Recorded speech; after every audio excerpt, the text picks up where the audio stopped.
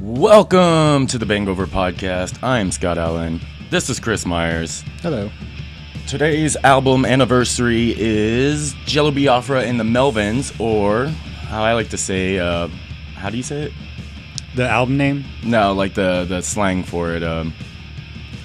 Gelmans. It's Gelmans. The Gelmans. What's this album called? Sieg Howdy. Sieg Howdy. Sieg Howdy. Sieg. So S-I-E-G. Yeah. Howdy. It does have a little bit of a country twang, doesn't it? To it. A little bit. It's got like an alternative sort of feel to it, where it's not quite the Melvins. You know what I mean? We're like, it's not a Stoner Witch or anything like that. Yeah, it's not the Melvins, and it's not It's not the heavy Melvins. It's like besides like, you know, they do that cover of California Uber House, which is like a little bit more heavier, more modern sounding. It's so maybe for the listeners that don't know, this is a project, or we should just say maybe a band between Jello and the Melvins. It says it right there in the title, Jello and the Melvins. What more do you need to explain, right? Mm-hmm. If you know both those people, you know what you're getting yourself into. When you were saying, like, it doesn't sound like traditional Melvins, what does traditional Melvin sound like? Because we do have the Stoner Witch, we do have the Houdini, but we also have a bunch of albums that are just a mess. They're just like weird noise. But they kind of like have their era, you know, different eras. Yeah. Of like Melvins. And some of the recent ones, like, it was very rock and roll. You know, the one what they did with Pincus. Yeah. That was, like, not very Stoner Witchy. Yeah. You know what I mean? So the more like newer stuff has been kind of like that. Like almost besides when they had the dual drummers, which was kind of like, it just made it a bit heavier. So maybe you can help me with this, because I am a super fan, but I don't know all the lingo because there's a lot of inside stuff with the Melvins. So we have the Melvins Lights, the Melvins Big Band, and is there any other? Phantomos. So is that like a Melvins? I mean, it's. I think Melvins have done stuff like Dale, but it is like Dave Lombardo. Yeah. So, I mean... It's like one of those projects that's just kind of like someone did the live drums and someone did the studio drums. Yeah. And then someone halfway through the tour switched out. I don't know. This album, because they always have people coming in and out. So that's why I think the Melvins have like different sounds. Because they'll have like different bass players or different singers. Like this album alone has like a lot of crazy people on it that we've like talked about before. Holy shit. You know, I'm excited to get into that part of it. I'm looking a little bit. I'm like ruining it for myself. I'm like, oh, look at all that. Yeah. Oh, that makes my butthole clench in so many good ways. And yeah, so like the multiple covers, they did the Alison Cooper cover. Let's see, they do a remix of Enchanted Thought Fist. Alice Cooper cover. That's the first song? Yeah. The Halo of Flies? Yes. Whoa.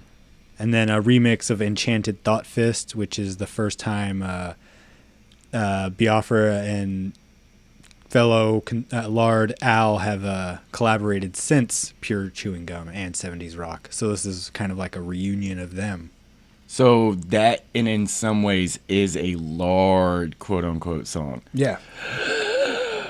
Holy shit. Okay, you know what? That song is my favorite song in the album, and I didn't know why, but it does sound like a song that is off of Pure Chewing Satisfaction, and it had this reminder like to it, like the way it started. It sounded very industrial as well. It doesn't sound like the rest of it. It's the very last song in the album, and it's like one of my favorite.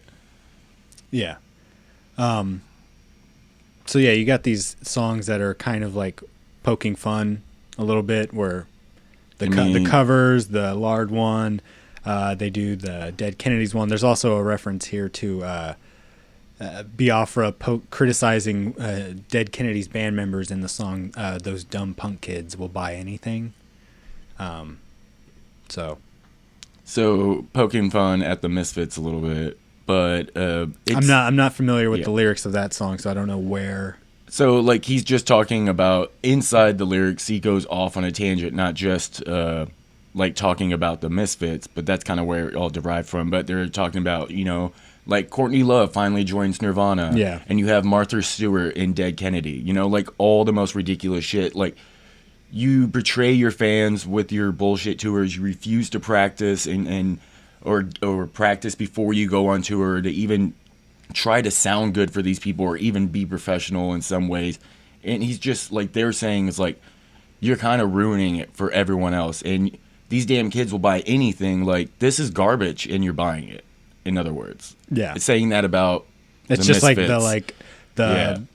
the hot topicifying of everything. Well, I get what he's saying, like because branding of like bands and stuff. But the Misfits are not good musicians, and still to this day stick with that sound. It's like he uses the two top strings. You know what I mean? Doyle. He doesn't even know anything about his actual guitar rig, and it's kind of like that stuff. I get it. It's very punk rock, but in no way, shape, or forms was the Melvins ever that type of sloppy band that didn't know how to play. Not ever once I've ever seen. And Dead Kennedy was, Dead Kennedy started off like a fucking thunderbolt, like striking down from the sky. So they had their shit going on. They were good musicians before they even created these things. And it's kind of like, what the fuck to the other people. There's all these like fun stories of like, Danzig like trying to sue the Melvins over using, I think it was like a symbol. They made a shirt, the Melvin shirt, with the their skull on it, the Crimson Skull or whatever the fuck it's called. Yeah. And Fiend Skull, I don't know. Leave a comment how much you hate me not knowing this. And just putting the Melvins above it, and they were like a cease and desist, and it was like, but you stole it from a movie. Like, we stole it from you, and you stole it from a movie. We're just ripping off from the con artists themselves, if you will. So that shit, and then back in the day, he was like always talking shit or like threatening Jello Biafra that his fans are going to beat him up, Danzig's fans, because they have a song title called Halloween. They said, you stole Halloween from us. It doesn't even make sense. It doesn't make sense. And it's like he listed like 6 other bands that have a fucking song called Halloween. But the Dead Kennedys was the ones that stole it. They were the ones. There's a lot of, with this album, same with the Dead Kennedys one, there a lot of the pseudonyms and the names and the like, just make trying to like figure out who's who. And then the album also has, it's kind of like a compilation / new album. The album is it's 15 years old, but it was recorded around some of the same time during the same sessions as the first collaboration album. So it's songs, so this is the second one. It's the second album, but it features songs that were recorded during that session that weren't used, and then remixes of 4 songs from that album. So they remixed or redid 4 songs from the first album and added new songs. Right. But it's a whole new album. Some covers, you know. The Enchanted Thought Fist was from the first one. Let's see. Caped Crusader was from the first one. Dawn of the Locust. And for being 45 minutes, this album doesn't feel like it has a lot on it. I think it's just like the first song, 8 minutes long. Second song, 8 minutes long. And then it's a bunch of like really quick shit after Floated that off until the the island, very end. 50 seconds, just like we're, Yeah. The last one, Caped Crusader, almost 8 minutes again. And it's kind of, I was looking at it, I was like, this looks bigger than it actually is, just because the titles are very long too. Yes. You know what I mean? I'm like, yes. It's like, this is going to take all day to listen to. And it flew by. It really did. It reminded me of like, literally like 15 years ago, and just like, I think I was about to graduate high school because it was 2006. I think I was going to graduate high school. When did you graduate? 2018-ish, somewhere around then. High school. Or 2008, not 18. Shit. Oh, okay. Like what? So Eight. We had this album when we were in high I was school. 18. Yeah. That's where I'm confused. I was 18, not 2000. God damn numbers. God damn numbers. Yeah, there's so many numbers I'm looking at. Yeah, it really reminded me of like the Ryan CD case, you know, like the Bible CD case, because this was like one of those. We went out to Cheapos, you know, what's up? Shout out to a record store that's not around anymore, but we got a lot of good stuff at Cheapos, you know, and we found these albums. We were like, hell yeah, and it's like it really felt like we were the only ones in this goddamn town that even cared about shit like this, you know. But we love shit like this. We just eat it up. Yeah. I think that's kind of like part of it too, is like, even though some of these songs are on the first one, it's like, still got to have it, still got to listen to it, buy it, check it out. Yeah, and it is one of those just like throw out albums. Like we had a bunch of leftovers and stuff, but it feels like still very well constructed and all the way through. Like I didn't know that it was more or less like a compilation, because it felt like a real album because of the flow of it. And I think they're just, all of them are just such experienced musicians that they're going to get it right. You know what I mean? Yeah. They could do this all day. Speaking of experienced musicians, there's a lot of people that kind of did stuff on the album. And that's going to be like a big portion just because there's so many people. But you got the four main, which is, and all these names are crazy. J-Lo. So it's going to be J-Lo, which is Jello Biafra. You got Buzz Osborne doing guitar, backing vocals. What's that name? Kim Jong Buzzo. Oh, yeah. Kevin Rutamanoff, which is Kevin Rutamanis, who's, let's see what he's been in. Don't know. The Cows. You say Jay Hawkins? He started the Cows. He's also the bass player for Tomahawk. So yeah. Oh, so does he play an orange bass? No. Because we always see that guy that's just like, he'll be in the Melvins, or he was like in Tomahawk, or he just like fills in for bands like the Jesus Lizard. You know what I'm talking about? He always plays like an orange Rickenbacker. It's just like his standard, and he doesn't really move or anything. But I talked about him last episode, like I thought I found him. You know, I was like, which one is he out of so many awesome bass players that these people have? So that's the four. That's the main four, and then you have like all these guest appearances with a bunch of people. You got Adam Jones from Tool. Yeah, does from a Tool. Guitar on about, let's see, 4 songs. He does what? 4 songs? Yeah. 3 and then 7 through 10. Shit. So that's pretty cool. And then you got Dave Stone. Really cool. Dave the Incredible Hulk Stone, who's also in Phantomos and Dave Scott Stone. Just a bunch of, you know. He could be that guy with the bass. Or toured with them, sorry. He's a former member of the group LCD, I think, Sound System. Look, he's in The Locust. He's done everything Mike Patton has done. Yeah. LCD Sound System, he was in that band. Holy shit, that's a big one. So yeah, and then he did the bass and backing vocals on one song, California Uber Alice. That was him? Yeah, him doing the bass. And then you got Mike. I thought that was Buzz Scacia, we've talked about a lot, who's done everything with Al and Ministry of Volting. Go listen to Rigor Mortis. Yeah, he's one of the best guitar players in the world. He's doing guitar on the Enchanted Thought Fist. Of course he is. It's a Lord song. Yeah. Oh, I just want to jerk off my musician boner right now. And then you have all these additional people that do. Basically, there's a laundry list of people that did backing vocals, and they're all probably pseudonyms. Why did they even add like this? Lotto Ball, Wendy O'Matic, Jesse Lucius, J. North, Lady Monster, yeah, Algie North, Marshall Lawless. I've heard Lady Monster. Marshall Lawless, isn't that? We've heard that one. That's him. That's Jello Biafra. Okay. Yeah. So he's Asshole. produced. Yeah. Ali G. North, maybe that's Al. It has to be.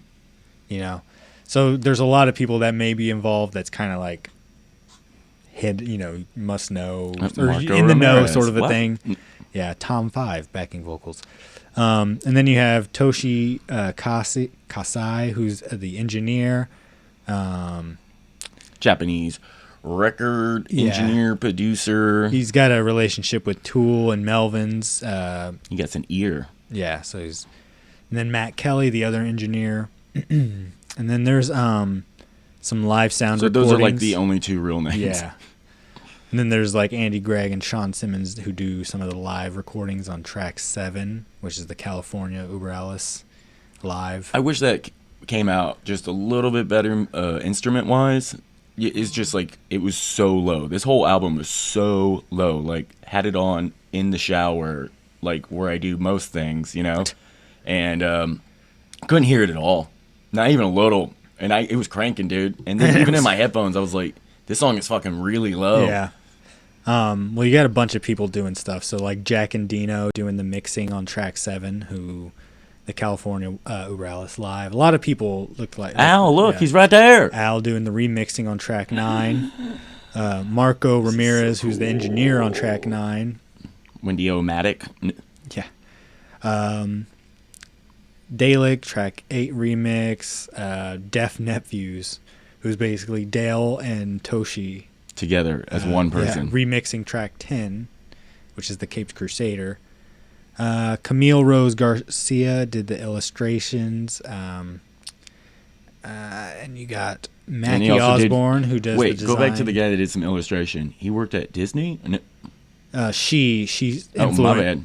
Influences Walt Disney. And I feel like Pay Dead. Yeah, and then you have Buzz Osborne's wife print. Doing the design, who's pretty much done everything the Melvins / Jello has done since, I don't even know, probably the beginning. You know, she's done all the artwork for them. Every design sort of thing she does, so looks like she's fucking fantastic. Like, there's so many iconic albums that are just like, you put it on a shirt. And this fucking, you guys like definitely need, if you're just listening, just look up the album. Just type in Jello Biafra and the Melvins and then go to images. And it's the Howdy one, and it's weird, wacky, like sick 1920s art. You know what I mean? Like a circus on fire or something. It looks it's like ink pens just bleeding, right? I don't know. It's like Betty Boop in hell. Yeah.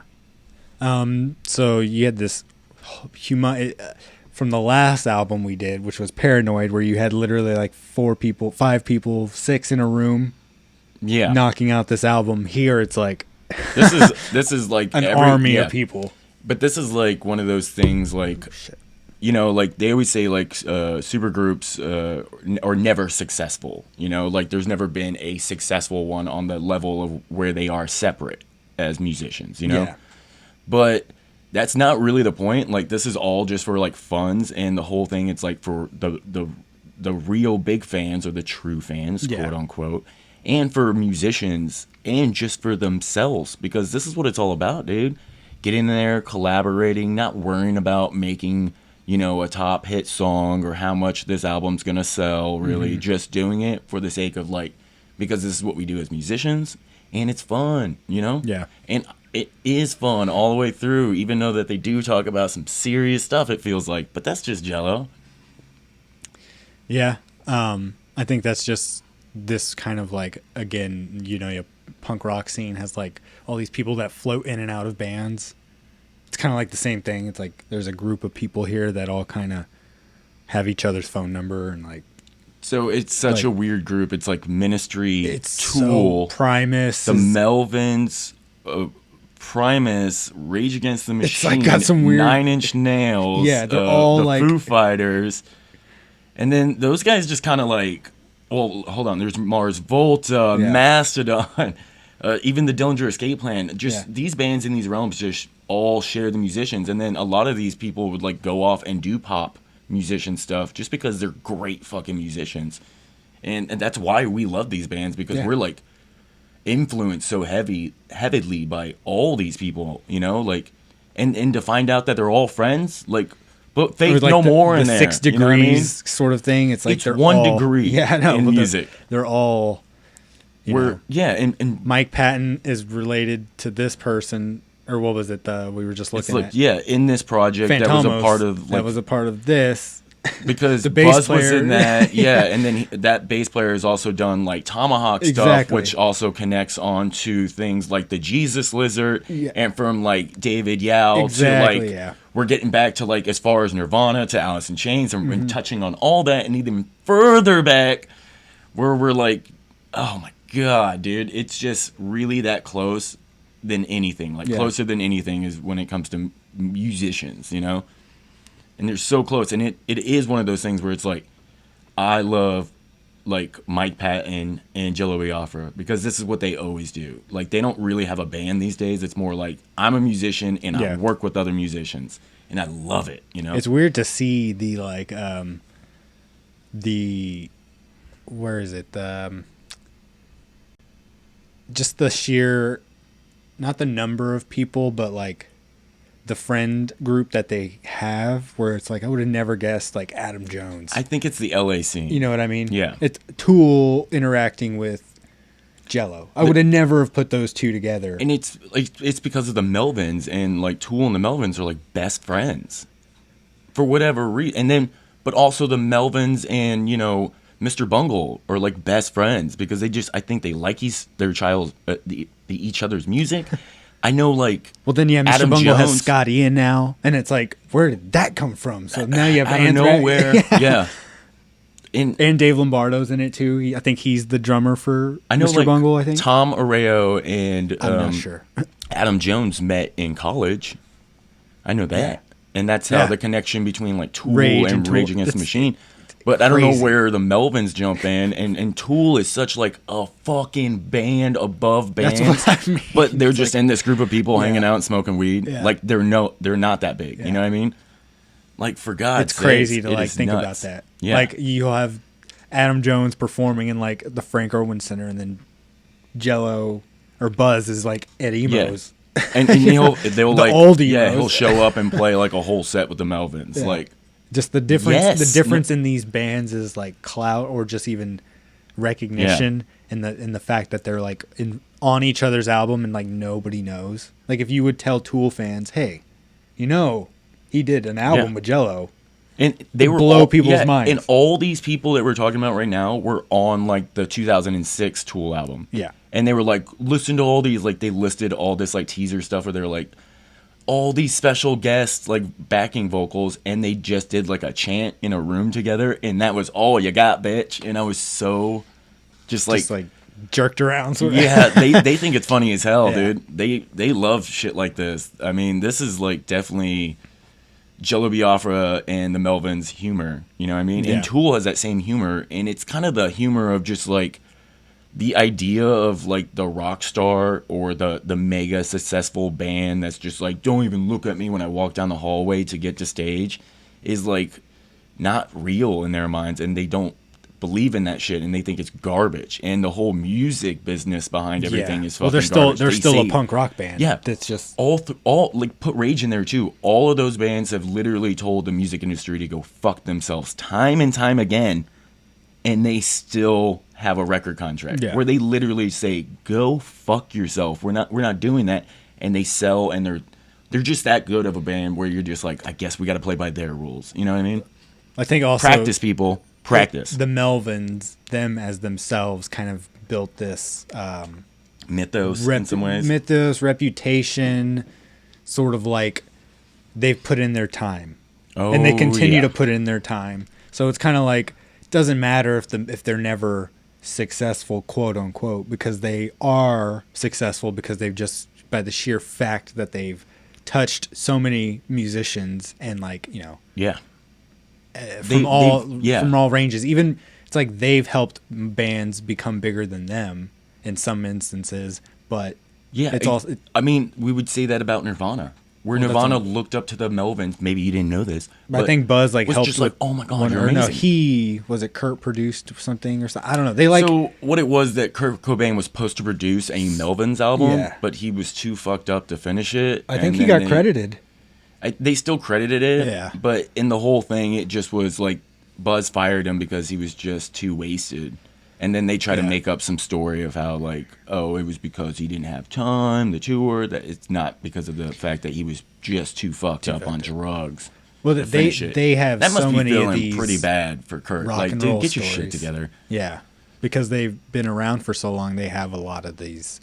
Yeah, he like Dave the he 6 introduced Degree Dave things, where Lombardo it's like- or Dave Grohl to Nirvana. Yeah, You know, it's I like, mean, there you go. Nirvana. Dale Crover was the drummer for Nirvana for a little. They practiced in the same room because they. Yeah, they shared space, and they Yeah. looked up to the Melvins. Yeah. There was even that story of like Kurt Cobain trying out for the Melvins, Yeah. and was just so nervous he just botched the whole fucking Audition. audition. Yeah, so I mean, it just to that point, and then the whole And that's Tool a mega thing. successful band. Yeah, and then Ministry- they're a you have- Tool. You have all these bands that are like associated with the Melvins that are on a whole different stratosphere as far as public knowledge, but it's the Melvins will still always be that like hardcore. Yeah. And like- they prefer it this way too. Oh, yeah. They I mean, they want still to be will more underground. They play- hate that shit. What is it? Yeah. What's that bar that's downtown that they play the outdoor double decker venue? Mohawk. Yeah. They play that all the time. That's a great venue for them because it's not too big. Oh, and but people it's- just flip out too. Yeah. It's like perfect. Perfect you for know? them. They used to play at the old emos. We've seen them like how many times? A lot of times. Ooh. They So used to many come times. once a year. I remember it was the first time we saw him was the complete botched thing ever. No. Where it got canceled. Yeah, and that was you the know first that- time. and that was when Adam Jones was on tour with them. Whoa. Yeah, he was supposed to be there playing. Whoa. I know. You know, fucking pissed. They Yeah. said he only did half of the tour, but I believe I looked it up and we were in that first, huh? So that sucked. So, yeah, that was a bit of a disappointment, but still, it was since like then, we were already downtown and we Yeah. found that out it's because the internet wasn't that much of a thing, or Yeah. we just didn't have that much access over it. yeah. And then even Jello and Dead Kennedys like interacting with the Melvins. They have so if you look at the associated acts of the Melvins, it's probably insane of just like how many bands and like the And how type many of bands, yeah. and just all of that. So I think they probably like it that way, where it's keep it nice and kind of homegrown feeling constantly. Yeah, because he and even does his. They're never asked to do anything they don't want to do, Yeah. and they want it this way. This is way they can put out 3 albums in 1 year, like they've been doing. You know, He's what like I mean? a cult icon in the scene, sort of a thing, where it's like known for his hair, his look. He wears His the black sound robe, of- the sound. It's yeah, like his guitar sound is like, you know, people always talk about that guy from Dinosaur Jr. as well, Yeah. like that sound. He's like on that same level where it's Yeah. like tone is Tone, everything, you know? Tuning is everything. yeah, like his rig is constantly looked at, sort of a thing. His tone is sought after. Because it's all over the place. Where it comes to like he'll have like real clean chimey guitars that sound really nice. But Yeah. then he's got really like heavy fucking guitars that come in. And we always say like, you know, metal bands are very stripped when it comes to like pedal work because it's all like in their massive heads, Yeah. but not in the Melvins. Well, it's with a the Melvins, fucking it's like pedal board. distortion on and off. He just needs to like, what is it like? There's a lot of weird There are wacky weird shit. yeah, he does do a lot of weird stuff too, especially with like, I mean, we started this video that's in the background. I think they were doing California Over House, but it's got that weird like guitar noise in the very beginning. Yeah. So he's like, It was like a song off of this album. I thought you were listening to the album when I came in here at first, and I was like, oh, it's the video. And I was like, that sounds pretty good, actually. Like, with some of the live videos like that we're watching right here, you can find it on YouTube. Just type in Jello. Melvins. Yeah, and you'll find it right away. It's like the only one too I could really find. that really was- big live. It's like 45 minutes. Yeah. It sounds like some of these live recordings on this album were taken from this concert. Oh. And the weird thing about this is that that's listed in 2004. This came out in 2005. You know what I mean? They were Yeah. already doing I wonder how this, many you shows know? they actually played all together. You know, that must have been one of those things. Yeah, where it's like they went on gotta like, see it. I'm sure like just a small run. They didn't get probably. Yeah. You know what? They probably did go over to Europe because that shit would sell out. If anyone was like, "Oh, it's Jello Biafra with the Melvins," Yeah. in, I don't know, Germany or Japan or any of those places, they would fucking lose their mind, dude. Yeah. They'd be like, that they would have to play an arena just because people wouldn't fit. Here in America, we suck and we take this shit for granted. It's just you know, we're in a different headspace than metal or rock and roll. But for me, it's like the most genuine of all the music, to be honest, is rock. You know? Yeah, I think that's kind of where this fits. I mean, the genre it lists is punk rock because, I think the 'Cause Melvins. what I else? think the Melvins, like we were saying earlier, they kind of blend genres and define it in different eras. Yeah. But I think most people would look at them as like a grunge band, a like pretty dirty, you know. Yeah, and the weird thing is here, and I forgot to bring this up during the Dead Kennedy episode, was that first Dead Kennedy album, Fresh Fruit.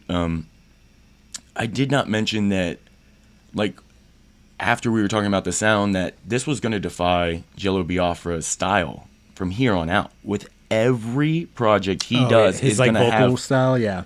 but the music gets just as weird. Like, the Melvins had to kind of adjust to fit the wackiness of Jello's vocals, Yeah. So they had to kind of be Dead Kennedy's quote unquote ish. Like, yeah. And that's how they all had to do it. Like, all those, lard riffs are very punk rock riffs, Yeah. or just like it's built for his style. But it's also like he's helping create a lot of this stuff too, because every project he does has a little bit of that flair that the Dead Kennedys have. And I guess, is the part that maybe he put into the Dead Kennedys. But I always find it weird that the sound is almost identical, And we get on to like the albums after this that Jello was doing, and that's Jello Biafra and the Guantanamo School of Medicine. Yeah, if we go to his sort of his list of albums, just Jello. How many we got? We got a lot. I mean, well, we got a lot of spoken word. yeah, he does the spoken word. All the Dead Kennedys, all are. Like you stated, and the Guantanamo School of Medicine. He's got 4 of those from 2009 all the way to 2013. Go check that out. Yeah. Amazing. But then you look at his collaborations, which these are the bands. So it's Lard, the Guantanamo School, Spoken Word, Dead Kennedys. Those are like his main bands. But then you have his collaboration bands, and that's where it becomes, No Means No. I've heard that one. Love it. That one's really good. Jello and DOA. Love it. Jello, and it looks like a bunch of people from the Dead Kennedys, but it's called The Witch Trials. One-off musical collaboration. Very cool. Check that out. I mean, we got to research more. Yeah. It's in 1980. They just made up a different name. You got Tumor Circus, Jello, and Mojo Nixon. The No WTO combo, Pitch Shifter, Jello and the Melvins, Jello with members of Zen Gorillas, another Jello DOA album, New Orleans Ranch and Soul All Stars, Disaster Strikes, and Le Butcherettes. And he also just pops in all the time on a Sepultura song, on a... He'll guest on the guest starring is out the roof, with him. Oh, he always just comes in and says some stuff. It's fun. I'm like, dude, Jello's here, all the time in all my favorite bands. Yeah. And he's in movies. Shit ton of movies. These might just be... I love that Portlandia episode with him, where it's like... Yeah. He gets, like, in 1980, gets knocked out by someone for calling him a yuppie, and goes into a coma and finally comes out of it after like 28 years. And he's looking around Portland. He's like, yuppies. And like everyone's a yuppie. It was hilarious. But, some of these movies are probably like punk documentaries, student projects. He did some gore movies. Looks like he got plaster casted. That lady that does all the penises. Oh, nice. Wait, what? No, I want to see his dick. Paul Barker. I want to see, like, the outline at least. Paul Barker did it too? Yeah. What? Okay, well, I'm just curious. I'm not, just curious. just curious. Oh, my God. It's not like I want to do anything with that. But, yeah, it looks like he's in a bunch of documentaries and just movies. Bikini Bandits. Yeah, that was... what was that for? Perfect Circle? I think so. Yeah. Oh. They made like a movie. You got it with this album. It was called The Bikini Bandits, and it was just a little bit longer than the actual music video. It just had all the cuts of like the audio and how the Bikini Bandits became the Bikini Bandits. It's really dumb. Oh, wow. He's in that movie, The Last Black Man in San Francisco. I wanted to see that. That's cool. I'm going to watch that. He's a super insightful person when it comes to like just... talking about the bullshit that we're dealing with today. It's like he could sit there and point out so many things where it's like, look at this. It's like this has been happening for, I don't know, ever. Yeah. So it's like, don't be dumb. And I love those, to hear his spoken word, because he is one of those, like, he could have been a stand-up comedian. You know what I mean? Like, that could have been a career choice for him. It's funny that a lot of these punk rockers become spoken word. Yeah. You know, Henry Rollins, Jello. I think even some other. And Henry Rollins was more like stand-up too, but they can't call it stand-up because it's like, I'm just up here storytelling. He's telling stories, but they just so happen to be. It's entertainment more than it is like stand-up. Yeah. It's just like, same with Jello. I'm sure his probably wouldn't go very well if it was stand-up. It's probably just got to be stories. It would be like 3 times crazier than anything like fucking Bill Hicks did. Yeah, for sure. So or just on the same level at least. This also was on his label, Alternative Tentacles, which pretty much took off. At a certain point, it was like everything that he touches that is like a collaboration. And it's why not? Yeah, it's a way to get around the record company, is just create your own label. And he even had the Buzzcocks on there for the longest time, which is nuts. The Buzzcock is like a huge like band when it comes to like people that are super into music. Yeah, you know what I mean? They're that whole they're very big. Yeah, the West Coast, they're very big. That whole scene. It's just crazy that they stayed on this label, but not really. Like, I'm saying it like, why? You know, it's like obviously because they can play by their own rules. You know? Yeah, you don't have to answer anybody. Jello, not going to answer anyone. He's just going to let you do what you want to do. Man. Don't say Governor Schwarzenegger. It's pretty, touchy subject right now. Right. He's gonna say fuck you. Yeah. So. It's like, oh, that album artwork is a little too satanic for us, so we're gonna need you to dial it back. You know? Can you not say butthole either? Yeah. I'm gonna go ahead and say, I don't know. I mean, you're trying to find your VIP. I know. I'm trying to see who was like the most influential sort of person to make this thing happen, right? I don't know. Well, that would probably be maybe Jello and the Melvins, isn't it? Probably. You know, more so than anyone, because it's like their little fun little project to do. But it's them on most of the songs. You know, not one other person is on every song. Yeah, they're the only 3 people that are on every song. "Quote unquote" their band, but it's I wish we could do more like this. I don't know if Jello's like stopped doing these type of like Jello with projects, but I would love more of it, like for sure. And he seems nowadays like it's just not going to stop performing. You know, nowadays it's like the Mr. Bungle approach, where it's like that was such a good idea. Instead of just saying it's a new band, it's like, how about we just call it Mr. Bungle and go back on the Mr. Bungle? Yeah. And so like they could have just did Tomahawk and done the same thing. Do the same thing here. You just need to get the Melvins and Jello, and you could fill it in with whoever. Yeah. I would say like I want that Lard album too. Yeah. You know, well, same with Lard. Like it's a new one. It's like Ministry and all these bands where there's like staple people that need to be there, but then at the same time, like you fill it in with other people that are, classic.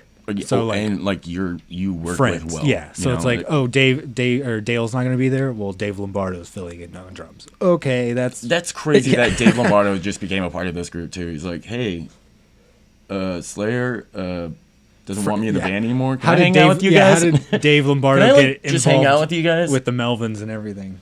It's insane. It's because Slayer's a bunch of dick faces apparently, and they think that the band revolves around the guitar playing, and that's what really counts. You're dumb. It's Dave Lombardo surrounded by guitar players. That's what Slayer is, you dummy.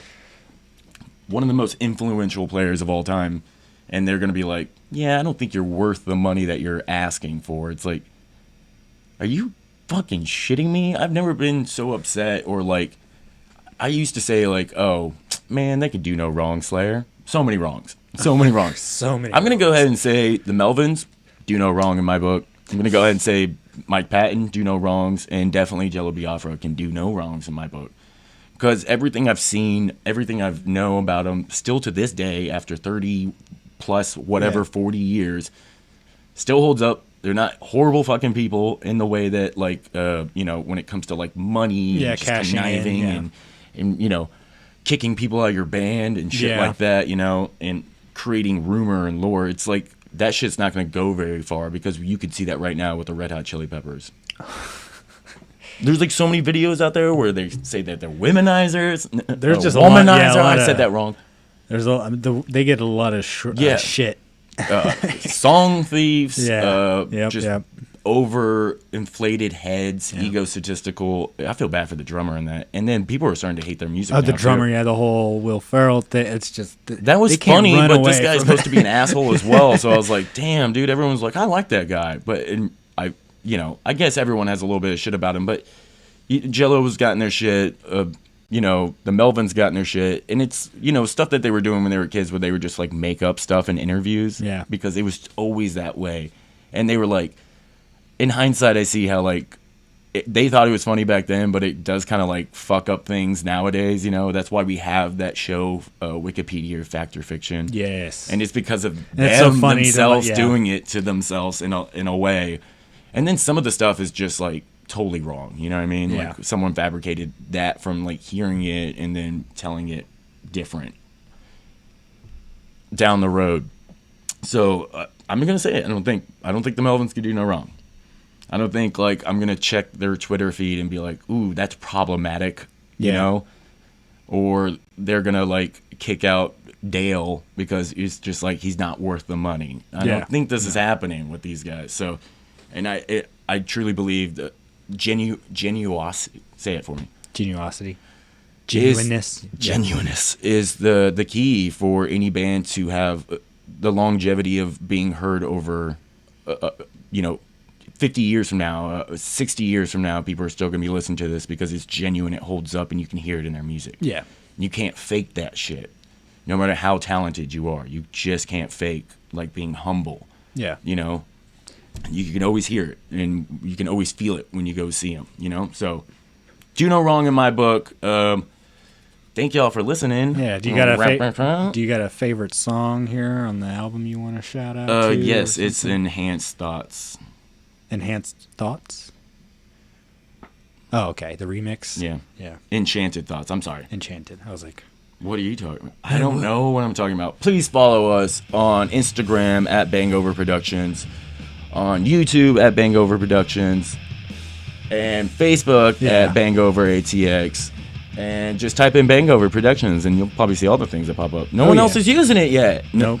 Thank God. Got some other... plans in the works. Yeah, we got so many cover songs coming out. October's going to be huge. So Halloween. Yeah, we're going to think of something creepy. We're going to get the horror Twitch stream going. I've been playing, is it called Subnautica? Yes. Fucking terrifying. I might not play this game, but if you put a camera in front of me at this point, I might like lose my shit. I will walk away. I was about to jump off the balcony the other night when Justin was playing because he was going too deep down. I can't. I can't fucking do it. I have panic attacks when it comes to water and being trapped in the sea with nothing around for miles. All right. Well, thank y'all for listening. Yeah, go listen to Jello. Go listen to the first album. Listen to this album. Dude, the first album's great. This album's even better now because there's a large song on it. So, fuck yes. All right. Later.